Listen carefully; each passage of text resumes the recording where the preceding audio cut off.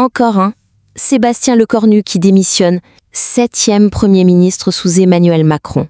7e, oui, et surtout le plus éphémère de toute l'histoire de la Ve République. C'est assez incroyable. 7 en à peine plus de 7 ans. Et 3 rien que sur la dernière année, Barnier, Bayrou, Lecornu. Franchement, ça donne le vertige cette valse. Ah oui, le rythme s'est accéléré de façon spectaculaire. Au-delà des noms, c'est la fonction même, non ? La fonction de Premier ministre qui semble se dissoudre sous nos yeux. La stabilité, c'est même plus un objectif, c'est une illusion. C'est exactement ça, cette accélération récente, elle est sidérante. Si on reprend la séquence, juste pour bien voir, Barnier, nommé en septembre 2024, il est éjecté en décembre, à peine 3 mois. Oui. Bayrou lui succède, contraint à la démission le mois dernier, c'était quoi, septembre 2025 ? C'est ça. Et maintenant Lecornu, qui part presque avant d'avoir vraiment commencé.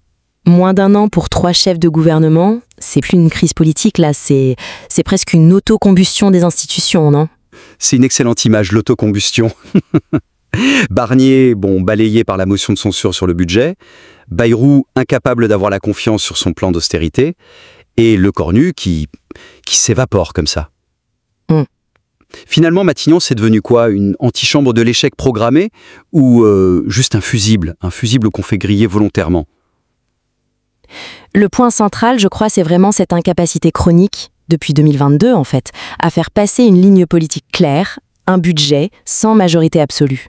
C'est ça le nœud. Oui, Barnier a tenté le passage en force sur le budget, sanction immédiate de l'Assemblée, la censure.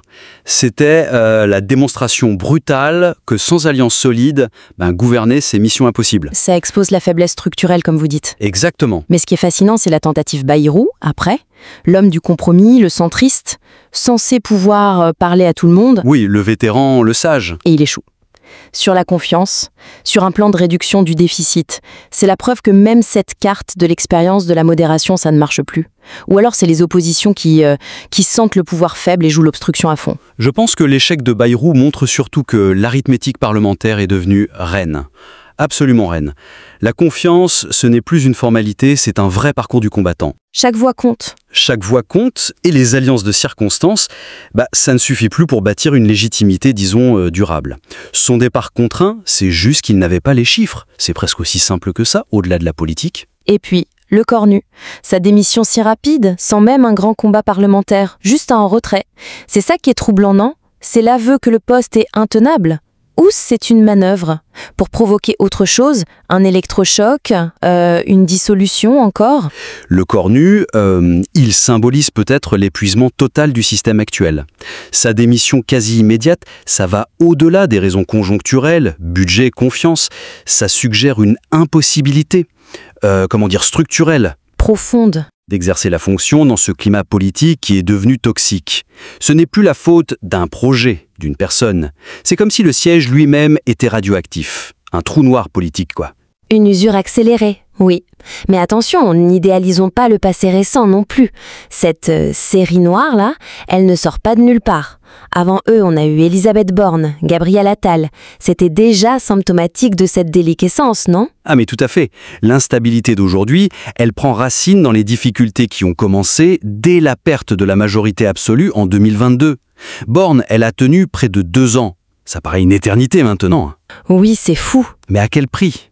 Son mandat, il a été marqué par des crises sociales d'une intensité rare. Migration qui a fracturé jusqu'au cœur de la majorité présidentielle elle-même. Oui, très profondément. Elle incarnait cette volonté de tenir bon face à la rue, aux oppositions, mais elle s'est épuisée. Clairement épuisée dans ce combat. Son départ en janvier 2024, c'était pas vraiment une surprise si c'était l'aboutissement logique d'une stratégie d'affrontement qui n'était plus tenable. Est-ce que c'était pas déjà le signe que l'Élysée préférait changer de visage plutôt que de changer de ligne ? Son départ a été présenté comme ça, oui, une nécessité pour un nouvel élan. Mais en réalité, ça actait l'impasse politique. Et l'usure. L'usure profonde causée par ces réformes imposées. Et puis, arrive Gabriel Attal. Attal, la jeunesse, le renouveau supposé. Exactement. Le plus jeune Premier ministre. 8 mois à Matignon. Un météore. Un météore, c'est le mot.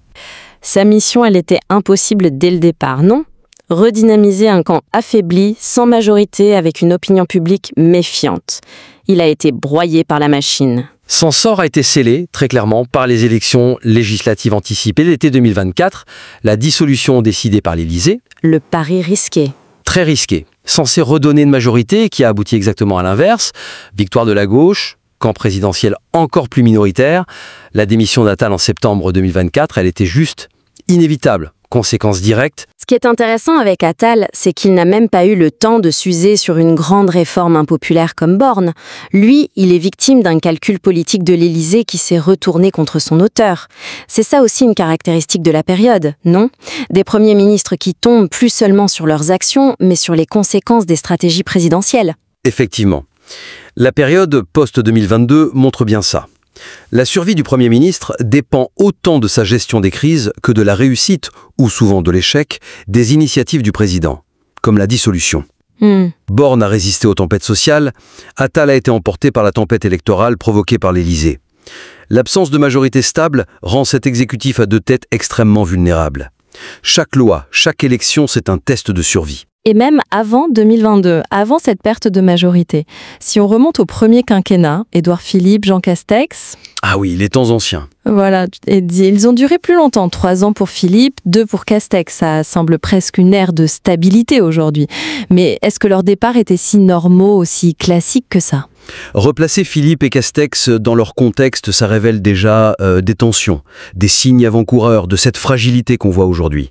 Philippe parti en juillet 2020. Oui, 3 ans, c'est long maintenant. Mais son départ, il arrive juste après les municipales. Oui, marqué par une contre-performance du parti présidentiel et la victoire de Philippe lui-même, au Havre d'ailleurs. Exactement. Justement. Son départ, c'était pas juste un remaniement post-élection. On disait aussi à l'époque que sa popularité grandissante commençait à faire de l'ombre à l'Élysée, non ? Et ce revers au municipal, c'était pas le premier signal que l'ancrage local du macronisme était faible, annonçant les difficultés futures à l'Assemblée. Son départ, c'était peut-être déjà une façon pour l'Élysée de, disons, reprendre la main et d'écarter une figure potentiellement rivale. C'est une lecture, oui, une lecture possible. Le départ de Philippe a coïncidé avec une volonté de l'Élysée de marquer une nouvelle étape, peut-être plus sociale, après les Gilets jaunes, le début du Covid. Mais c'est vrai que ce départ a marqué une première fissure assez visible dans l'édifice. Quant à Jean Castex... Castex, l'homme du terrain, arrivé pour gérer la sortie de crise sanitaire. Il part en mai 2022, juste après la réélection de Macron. Classique, on pourrait dire, nouveau mandat, nouveau Premier ministre. Le timing est classique, oui, post-présidentiel. Mais c'était pas un départ un peu en trompe-l'œil. Le contexte avait déjà tellement changé. Le contexte avait complètement changé. Macron réélu, oui, mais face à une extrême droite très haute, une abstention record. La France était déjà profondément fracturée. Le départ de Castex ouvre le second mandat, certes, mais sur des bases beaucoup plus fragiles qu'en 2017. Et surtout, quelques semaines après son départ, c'est la douche froide. Juin 2022, les législatives, perte de la majorité absolue. Donc le départ de Castex, rétrospectivement, il marque la fin de l'âge d'or, si on peut dire, du macronisme dominateur. C'est exactement ça. Il clôt la parenthèse de 5 ans de majorité solide. Et la suite, c'est la chronique de l'instabilité qu'on vit en accéléré aujourd'hui. Voilà, le départ de Castex clôt le chapitre de la gouvernance verticale et ouvre celui de la recherche permanente, soit de compromis, soit de passage en force, avec les conséquences qu'on connaît. Borne, Attal, puis l'accélération folle Barnier, Bayrou, Lecornu. On voit une dégradation progressive, puis une chute brutale. Ce qui nous amène à la question de fond, non ? Au-delà des personnes, des majorités qui fluctuent, est-ce qu'on n'assiste pas à une crise systémique, une crise de la Ve République elle-même ?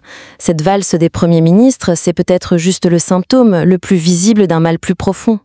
Est-ce que c'est Macron, son style de présidence jugé solitaire, arrogant par ses critiques, ou est-ce que c'est la fonction même de Premier ministre, ce fameux fusible, qui devient juste intenable dans une société aussi fragmentée, aussi défiante ? La crise politique est décrite comme suffocante. Et elle ne date pas d'hier, mais elle s'est clairement intensifiée depuis 2017. Plusieurs facteurs se combinent, je pense. Il y a la difficulté structurelle pour un président sans majorité absolue de nouer des alliances stables. Le paysage politique est éclaté, avec des oppositions souvent irréconciliables entre elles, mais qui peuvent s'unir contre l'exécutif. Oui, mais il n'y a pas que le jeu au Parlement. Il y a la rue, la colère sociale, le rejet des réformes, des plans d'austérité qui reviennent sans cesse comme un héritage des gouvernements Macron successifs. Tout à fait. Des gilets jaunes aux manifs contre les retraites, les tensions sur l'écologie, le pouvoir d'achat. Le pouvoir semble déconnecté d'une partie du pays. Et on entend de plus en plus d'appels à la démission de Macron lui-même. Le problème, il est où? À Matignon? À l'Élysée? Ou les deux sont juste les faces d'une même médaille bien usée? L'instabilité ministérielle chronique, elle révèle une double fracture, je crois. Une fracture politique au Parlement et une fracture sociale dans le pays. Macron peine à trouver un écho majoritaire à l'Assemblée et en même temps, il peine à apaiser une opinion publique qui est chauffée à blanc par des années de réformes contestées, un sentiment de déclassement, d'injustice. Chaque Premier ministre hérite de cette équation. Une équation quasi insoluble. Ce qui est frappant, c'est cette incapacité à créer du consensus. La Ve République, elle fonctionne bien avec son présidentialisme fort quand le président a une majorité docile. Mais quand ce n'est plus le cas et que la société elle-même est traversée de failles profondes, le système semble grippé. Le Premier ministre devient l'otage impuissant de cette double tension, un Élysée qui fixe le cap et des réalités parlementaires et sociales qui bloquent tout. C'est exactement ça. Et cette instabilité gouvernementale, ce n'est pas juste une anecdote, ça interroge la capacité même de l'exécutif à agir, à mener des politiques cohérentes sur la durée. Ça nourrit le sentiment d'impuissance publique, la défiance des citoyens. On assiste à une forme de paralysie où toute l'énergie politique est absorbée par la gestion des crises, la survie à court terme, plutôt que par la construction de l'avenir. On pourrait même se demander si cette instabilité ne fragilise pas aussi la position de la France à l'international. Un pays dont l'exécutif change de tête tous les 4 matins, est-ce qu'il peut encore peser dans les négociations en Europe ou ailleurs? C'est une question légitime, absolument, même si ça dépasse un peu notre analyse purement intérieure d'aujourd'hui. Mais il est évident qu'une instabilité chronique à l'intérieur peut avoir des répercussions sur la crédibilité, sur l'influence extérieure. C'est certain. Donc, pour résumer, on est face à une situation inédite sous les 5e, 7 premiers ministres en un peu plus de 7 ans, une cadence qui s'est emballée jusqu'à l'absurde récemment, une instabilité qui n'est pas juste le fruit des circonstances, mais qui révèle sans doute des failles profondes dans nos institutions et dans le lien entre ceux qui gouvernent et ceux qui sont gouvernés. Philippe, Castex, Borne, Attal, Barnier, Bayrou, Lecornu, la liste s'allonge et elle illustre une crise politique majeure, une crise qui met vraiment à l'épreuve la résilience de notre système. La question maintenant c'est, jusqu'où cette décomposition peut-elle aller? C'est ça qui hante la politique française aujourd'hui.